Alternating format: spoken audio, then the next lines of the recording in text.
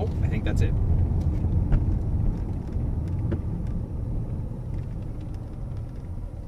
Yes, and there's a big tree in the way, so let me back up real quick. Okay. See if you can get a shot of that at all. Property, no trespassing. Yeah. Yep, that's it. Yeah. All right. Okay. Okay, so that right there, a little hard to see, is the famous Amityville Horror House. In 1974, I believe it was November, one of the people living there essentially went crazy and killed 6 of his own family members. Was arrested and taken away, and then a year later in December, the Lutz family moved in. They moved out within 28 days, having claimed many paranormal disturbances, which started a great big hullabaloo of people wanting to investigate what went on. The Warrens were called out, the famous psychic investigators. They were called out to investigate, and things went a little weird from there. There's a lot of stories of it basically being a hoax. There's a lot of stories of some people claiming there were demons and ghosts and etc. In the end, nobody really knows for sure, but a book was made, a movie was made, and it became the famous Amityville Horror series that we all know and love. It's a very scary movie. Go watch it if you haven't seen it. The actual house used, you may notice, looks different. That's because that's not the house they used in the movies. That's a different house they filmed at. The residents of Amity were not too thrilled with the idea of a horror movie being filmed here and didn't allow it to be filmed.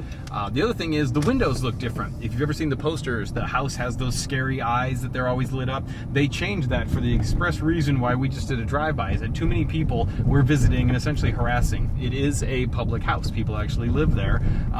It's a private residence, and for that reason we decided just to do a slow drive-by out of respect for them to show the house because it is famous, but also, again, people live there. We'll give them their privacy. So that's it, though. That is the actual house where the event occurred, and not the house where it was filmed, but that's what you get when you're investigating real history, and that is one of the 2 events we need for Drive Into Terror. So we're halfway to getting our 2-pointer on this one. The next thing is we need to go explore Sweet Hollow Road and Mount Misery Road, 2 of the most haunted roads in New Jersey. So not New Jersey. Not New Jersey? New York? New York. New York. Sorry, we're not in New Jersey. Never mind. There you go. Not bad. So anyway, if any of you have any cool stories about you know, the Amityville Horror, let us know. Otherwise, we're going to go explore these spooky roads and see what we can see. Okay, we are on Sweet Hollow Road. Now, we're actually going to drive this, but we pulled over just so I could give you a little bit of the background. We are on Long Island. We're a little bit north of Amityville, actually. Not that far, only a few miles north. And there are 2 roads that run in here, Sweet Hollow and Mount Misery Road, and they're considered to be 2 of the most haunted roads. They have a ton of ghost stories that go with them. Everything from a woman in white who walks along the edge of the road to a phantom bridge where children who were apparently killed in a bus accident will push your car if you stop.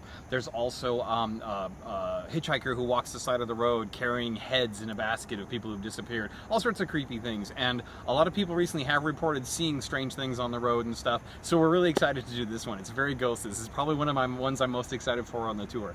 What are we going to see? I don't know, but about like 1 mile back, it's pretty much a major industrial area. Up ahead, however, it gets very dark, very creepy, and we have the perfect overcast day for it. So we're going to go do a little ghost hunting as we drive on this and bring you guys along with us. Is that the bridge for the children? This, I believe, is the bridge that supposedly 3 people hung themselves from, and if you flash your lights, you're supposed to be able to see them. Of course, that all happens at night, so... It's a creepy bridge, I'll give it that. Mm-hmm.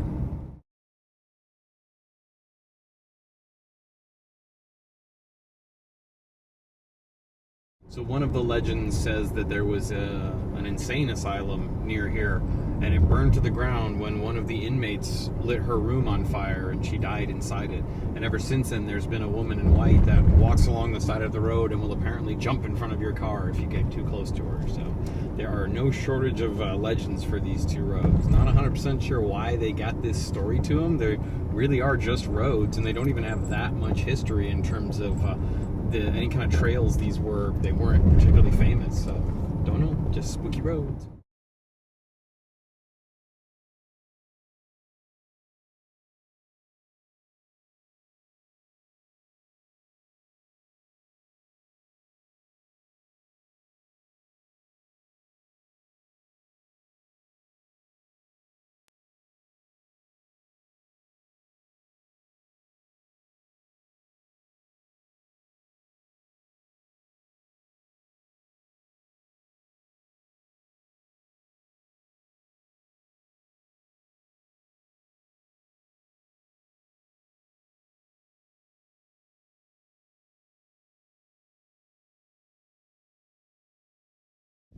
So we have driven Mount Misery and Sweet Hollow Road. We are currently at the end of Mount Misery Road, where it sort of stops and ends up. There's a park behind us, but you can't get in there with your vehicle or anything. It's a gloomy, rainy day. It's very spooky out. We didn't see anything terribly scary, but it does make for some creepy turns. Also, some really beautiful houses and stuff. So with that, we have completed our 2-point scheme for Drive into Terror. That means we can go ahead and bank this one, and that puts us at 10 points. Believe it or not, we are getting very close on this. So stay tuned. If anybody from the local area has ever driven around here and seen anything, please let us know in the comments. I'd love to know if there's anything spooky that really happens. We had a fun time exploring, and we're going to go off do some more events and score some more points. Talk to you guys later.